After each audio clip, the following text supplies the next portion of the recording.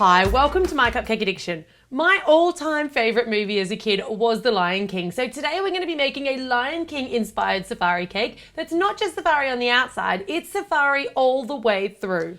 You're going to need a ruler, a serrated knife, an offset spatula and a small serrated knife, a fondant roller, a scalpel or an X-Acto knife, a pair of scissors. I've got some corn flour in a shaker.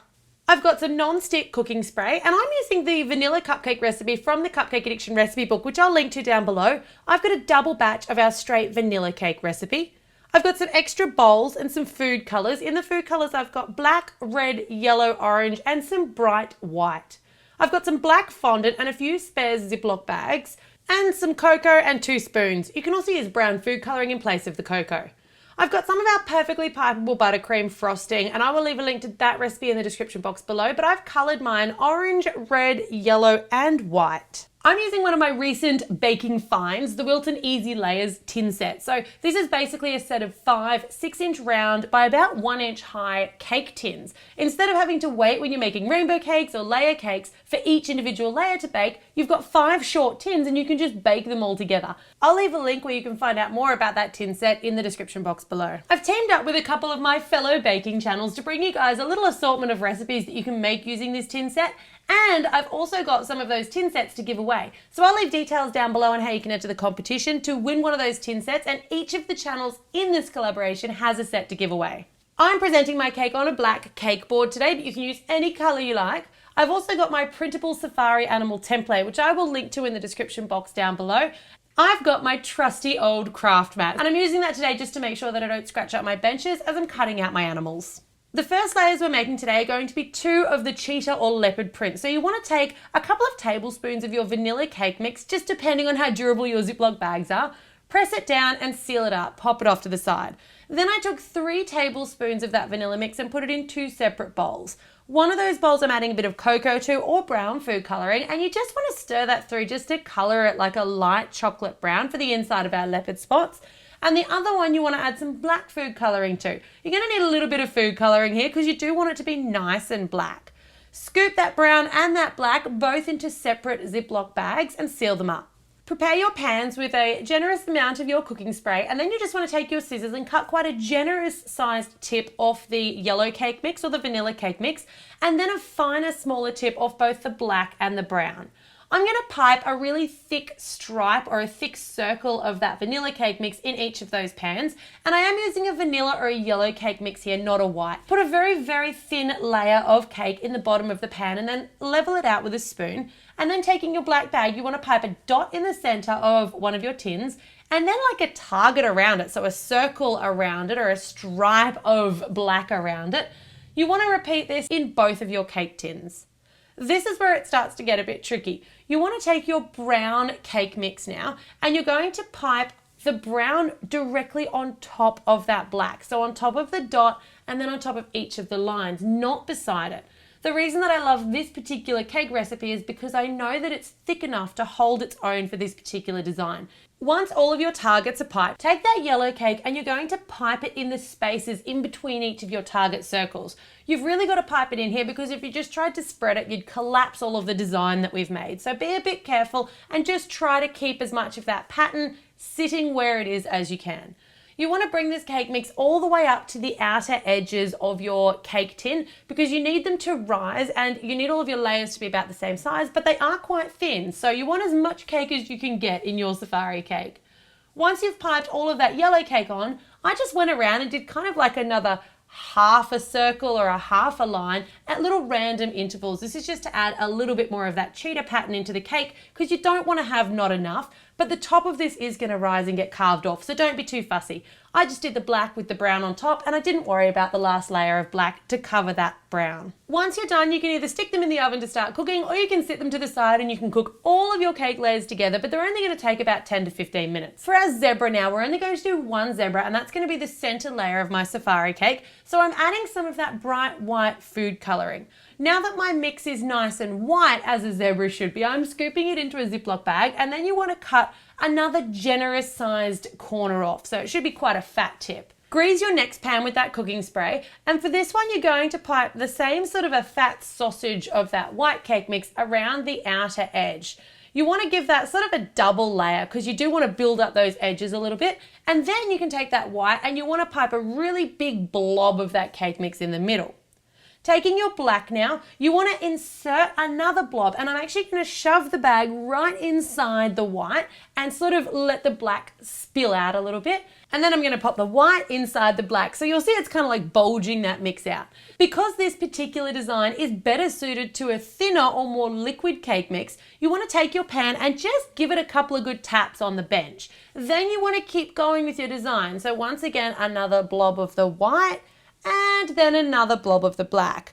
It's a catch-22 because you do need that thick, firm cake to make that cheetah print work, but really for the zebra and the tiger, a thinner, more liquid cake is better. You don't necessarily want to have to go and make 2 or 3 separate batches here, so this is how we work with a thicker cake mix to get that zebra tiger design. You'll see I'm just squirting in and just tapping down until that black line reaches all the way to the outer edge, and you want to make sure, again, that your cake mix comes right up to the rim of your cake tin.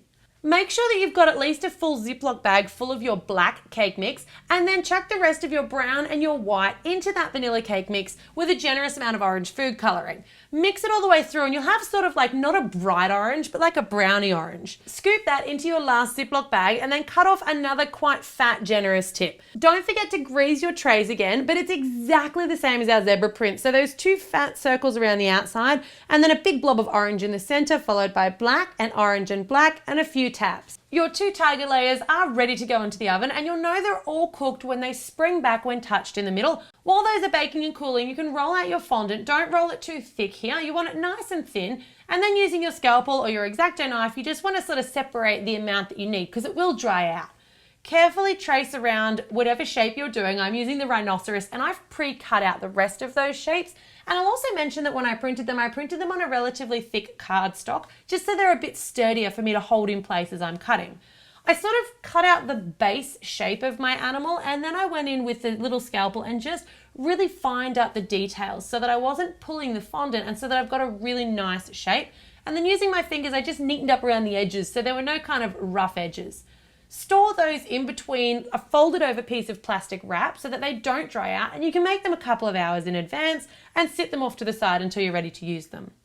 With all of your layers now baked and completely cool, it's time to carve them up. When you cool these, I should mention, you want to flip them over so that they're resting on the top of the cake on the cooling rack, which is actually going to help to compact the cake down and make it flatter on top so you're not cutting away too much of your design.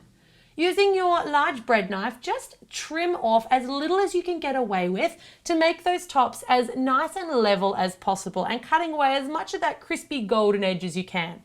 Turn them over upside down and you want to cut any golden crispy edges off the bottom. You want to do this with layer cakes because you don't really want to see any of that kind of yellow crispy baked edge. You only want to see that beautiful print and the frosting that we're going to put in. Using my smaller serrated edge knife, I'm just going around the outer edge, cutting off any crunchy edges, and you should be left with a relatively clean patterned layer. Repeat this with all 5 of your layers, and then we'll be ready to start stacking and decorating. I've got all my trimmed layers laid out, so you want to take a nice little smear of buttercream and just pop it down on the board as something to glue your cake to. And I'm starting with one of the tiger layers on the bottom. So with those layers, they're going to be quite crumbly and they've all got a lot of black colouring and other colours in them. So do a really fine crumb coat and really press that into the cake to capture all the crumbs. Wipe your scraper off before adding just another couple of millimeters of buttercream. You don't want too much frosting in between your layers, but this will just help to keep your main layer of frosting nice and clean.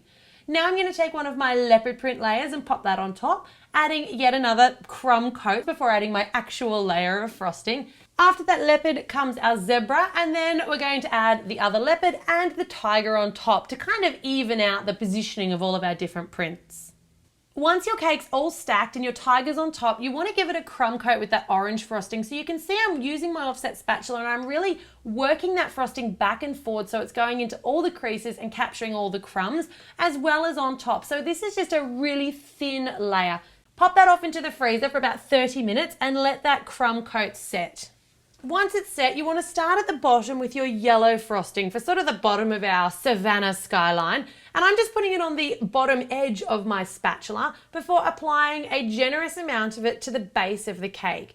Smooth that yellow off as best as you can, and then you want to add a bit of the orange in the middle, making sure that it's slightly overlapping the yellow layer at the bottom. Taking your red, you want to smooth that onto the top of your cake, and then just with a tiny bit on the end of the spatula so you don't get too much, just put it along the top inch or so of the cake. You want to have the least red of all of the colors. Once you've got that red, you want to use your offset spatula, and I'm wiping it in between each of my scrapes, but I'm basically just applying a bit of pressure and I'm smoothing those two colored frostings together. Once you smooth the orange and the red together, you'll see they start to blend into each other. Once you've done the orange and the red together, move the spatula down the cake and start doing the yellow and the orange together. So you can see what we're getting there. It's almost like a little watercolor effect or a really nice painted effect of that African skyline.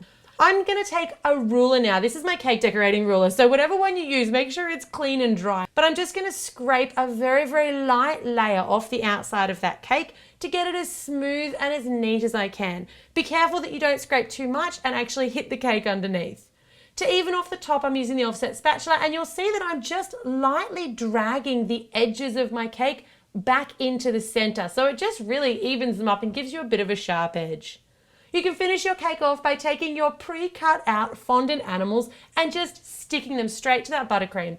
Don't take too long because buttercream frosting does start to crust after about 10 to 15 minutes. So once you've smoothed it out, get your animals and your trees on there as quick as you can.